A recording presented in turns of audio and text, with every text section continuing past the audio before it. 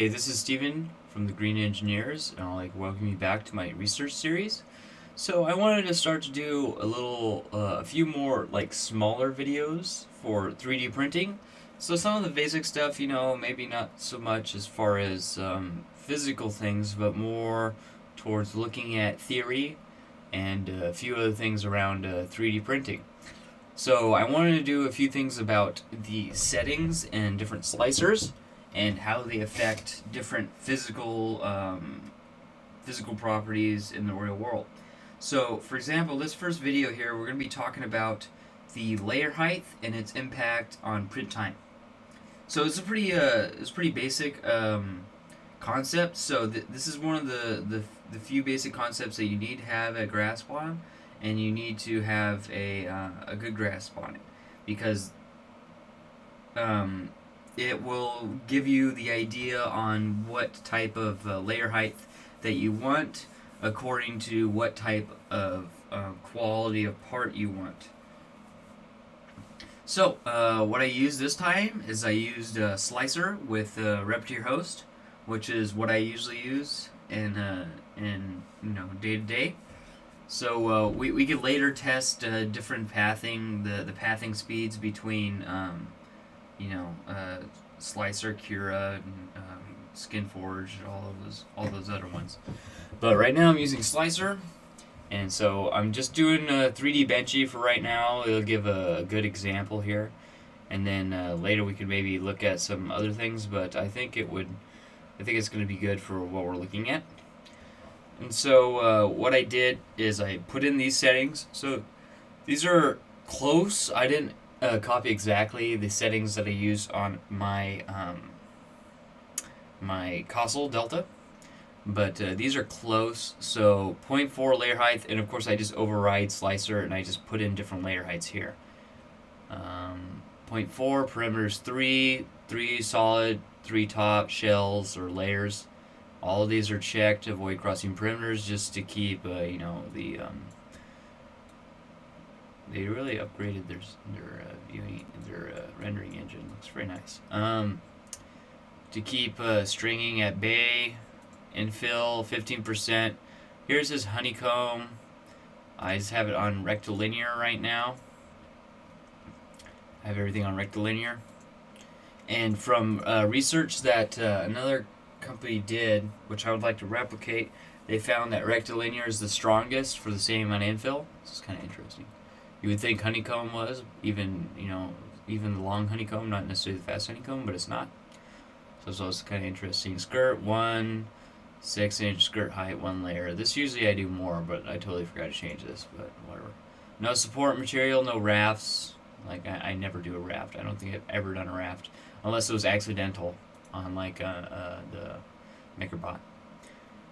Perimeters at 40, small perimeters 15, 50%, 80, 50 solid infill, top solid infill 40, support rotate 40, bridges 40, gap fill 20, travel 150, probably way too high, 110 probably okay, but not too much travel on this guy. Travel's pretty short though, so acceleration's high. All this standard is up to 90, no multiple extruders. Advanced is just default. All this is just default. I might have changed that one. No, I didn't change that one, so it's all default. I haven't noticed that one. I just updated this, so it's got the new slicer. So I don't know. It could have a few other parameters that are new that I haven't seen. First layer 225, last layer 225. I didn't change any of this. It's all stock. Oh, except for the retracts. So I just added some basic retracts, something along the lines of something that you would want to do, and maybe even the worst case scenario of what you have as far as settings in order to prevent you from stringing. So those are the settings I got.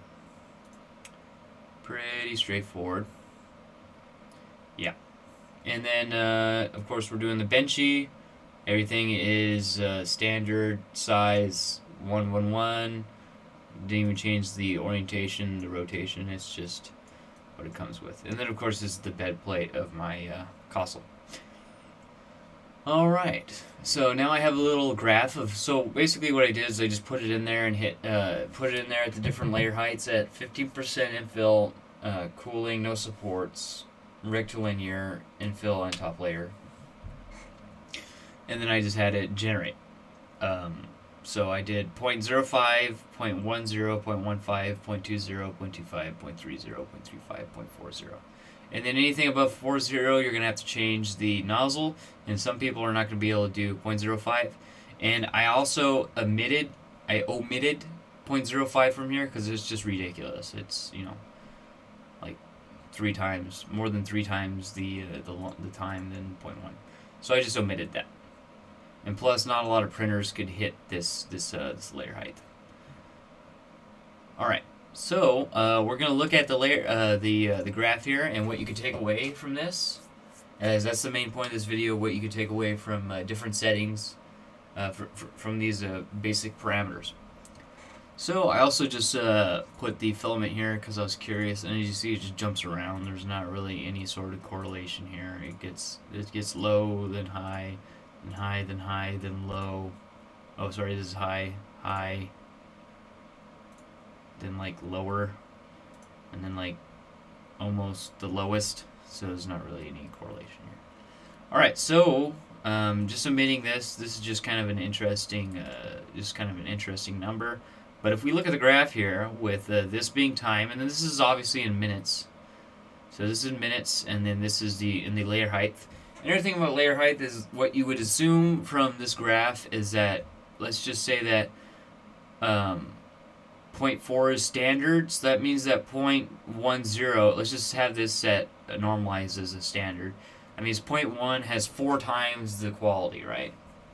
So this one would be 0.35, you get the idea. So here is, a little bit better quality, twice as much quality. So you think 4, this is 3.5. Well, this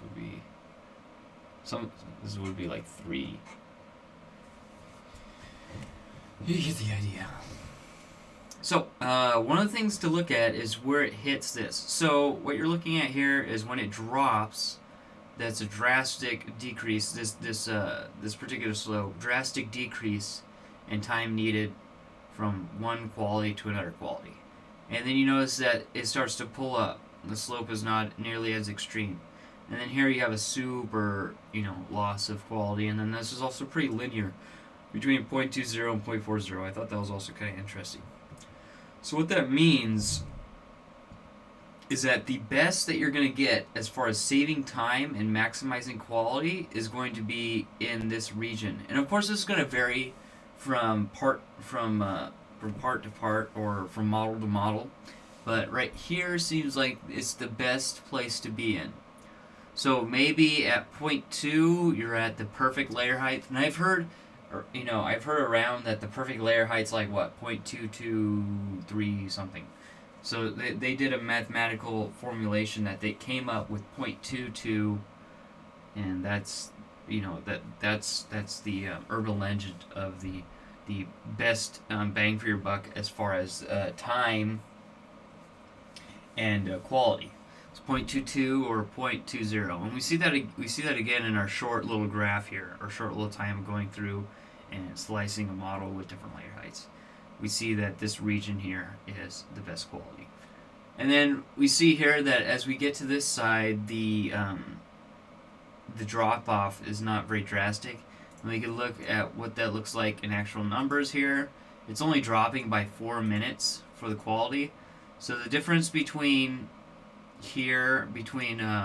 twice as much and half as much is 17 minutes. And the difference between here and here is 8 minutes. So you get quite a bit more quality just for 8 minutes, or from here, that's 17 minutes. Compared to 0.10, which is almost 3 times the time, or from here to here, and then you also see the jump here from here to here. This is twice, but from here to here, it's definitely not twice. It starts to taper off. So I would pick somewhere in this range as far as the quickest time. Me, usually I print when I do mechanical when I do mechanical prints, for example, housings or gears or anything like that, I usually do 0.40 if I'm doing manufacturing because I want it to come out as quick as possible. So like anything I did on the multi-extruder, I just did it at 0.40 because I wanted, like I said, I wanted to be quick as possible, as few layers and as few paths as possible, and as few lines of code, obviously. The less lines of code, the shorter, the quicker the file is. But now that I look at this and I see that I could have just got a little bit better quality for, 17. So maybe the idea would be to, if you wanted to have an aesthetic print, print it in 0.40 and then reprint it again. And if it looks good, reprint it again at 0.20. But you're only saving 16 minutes or 17 minutes. And you notice that if you go from 0.20 up to 0.15, you see again that 16 minutes, 17 minutes come back again. So from here to here is 17 minutes, and then the same amount of time from here to here.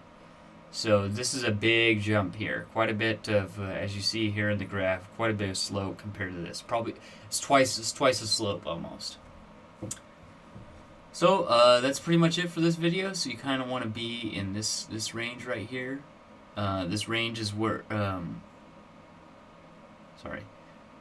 this range here is pretty good. Is your pretty good middle ground. Here more so than here. That's another 16 for very little quality. So like what, 25% better, quarter better. It's not really that great. It's 5, yeah, quarter better. So for only a quarter better, it's going to cost you 16 times, while here you get twice as good. So I would be somewhere around what they say the urban legend is, like 0.22 something is a good layer height.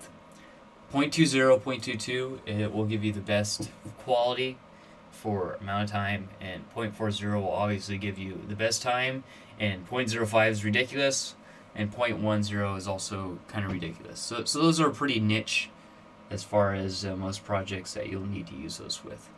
So 0.20, 0.22 is what I would recommend, and what the data here shows.